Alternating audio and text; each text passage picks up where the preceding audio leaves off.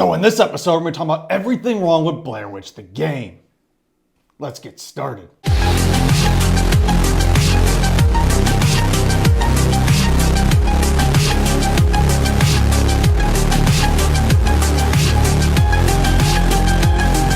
So recently, Blair Witch the video game was released, and me, just like many others, had a lot of high hopes for this game. The trailer looked kind of cool. I saw a few problems in there, but I was still hopeful regardless. And of course, reviews were coming out from YouTubers and a whole bunch of companies saying, oh, it's brilliant, it's an 8 out of 10, it's a 4 out of 5, this game is amazing.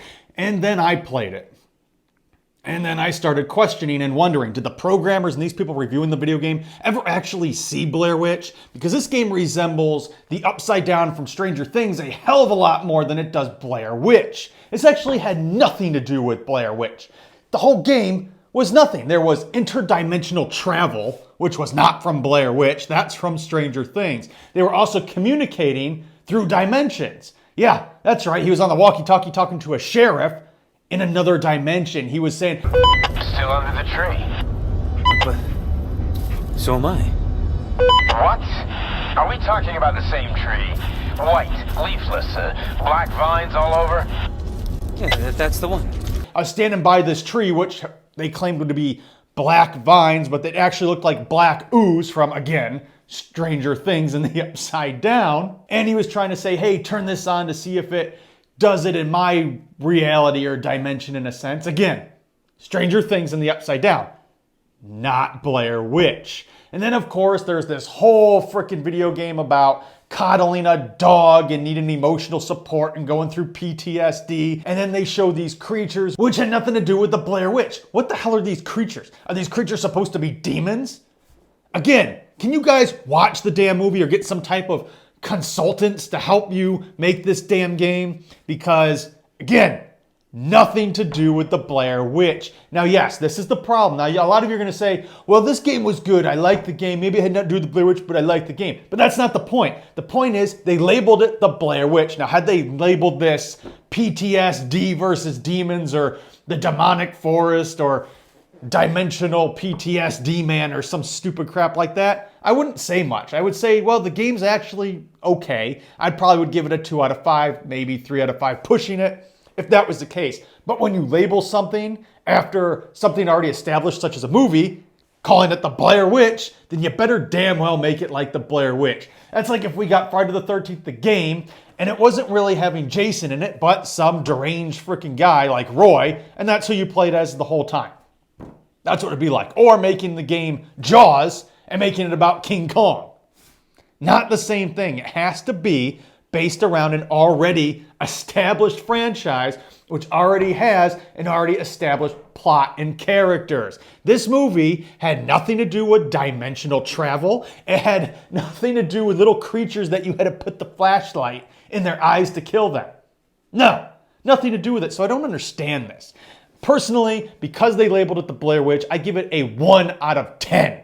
Okay? Second of all, I understand we have to use the camera. Again, interdimensional object travel, in a sense, like we're sending objects through a wormhole. We stop things. I understood when we watched the trailer, we were going to use the footage as clues and see like where they went, what they looked into, such as drawers or doors, etc. And that's how we establish things. But no, when you get into the game, you freeze frame it onto an object and it makes that object appear? What the hell is that? That's not Blair Witch. Again, they're piggybacking off of a name in order to make money. What they did was they took an idea that they had about some guy with PTSD, right? And they put him out in the woods to help find this kid, and these demons started hunting him. That was the idea. I guarantee you that was the original idea. Then they went ahead and got the rights for Blair Witch. They threw some of the stick men in there, and that was it. Then they called it Blair Witch. Because that was the only thing that resembles Blair Witch are the little stick figures. That's it. Nothing else. I mean, I could understand using a dog for emotional support, I guess, if you have PTSD. But again, even if you remove that element, the game has nothing to do with the Blair Witch. Nothing. I don't understand the piggybacking to make money. But if you're going to make a game based on a movie, you better make the game feel like the damn movie. And yes, there are ways they could have gone about it, such as I said, you could have made this kind of like a Clue game in a sense, kind of like Seventh Guest was in the 90s. I know a lot of you probably haven't even heard of that game, but it was a game where you went around and you got clues, and there was a whole bunch of like ghostly hauntings going on in the house. The clues led you so on and so forth to things. You could have gone through an experience, right? You could have started off, take the PTSD guy, for instance, gone off into the woods. It became night, not put you in another dimension, but became night, right? And kind of like survival games where you take naps into tents, or you can choose not to and continue building things. Things could start happening to you. You couldn't exit the tent. Shit starts screwing with you. Things change when you wake up. You start getting lost, kind of like it did in the movie. And you finally stumble upon clues, such as the camera, to figure out which path to go on. And eventually leads you to a house or something where you may or may not have a death or escape based on the things that you do or clues that you find along the way. Okay, yes, I know it's not some action sequence thing where you're fighting creatures, but guess what? That's not how Blair Witch Project was. It had nothing to do with the creature. It had you thinking and believing that this was actually real. And yes, we're going to talk about this in the next video. Yeah, what made Blair Witch Project so brilliant, because a lot of you weren't alive back then to fully understand what that was. I'm not saying that to be a dick. You just really had to be alive to understand it, because it was more of an experience than it was about the movie.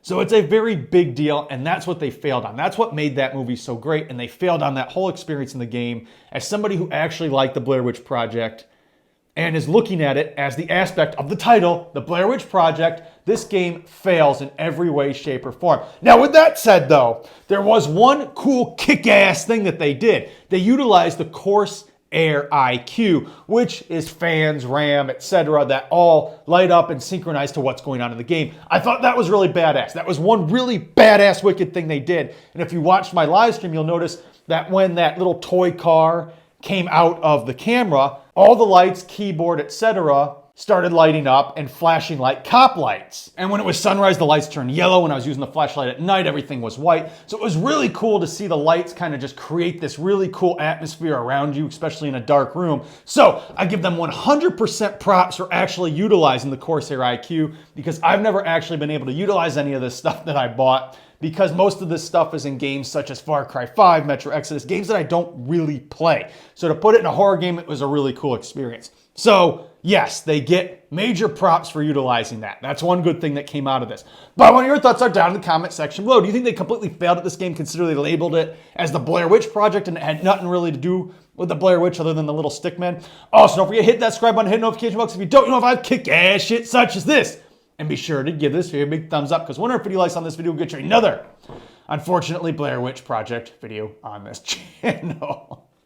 And don't forget to join us in Discord, because that's where we are. We have a kick-ass time in there. And don't forget, merch link down in the description below. Eat, sleep, / repeat the 4 essentials for any horror fan. And as always, I'll see you next time.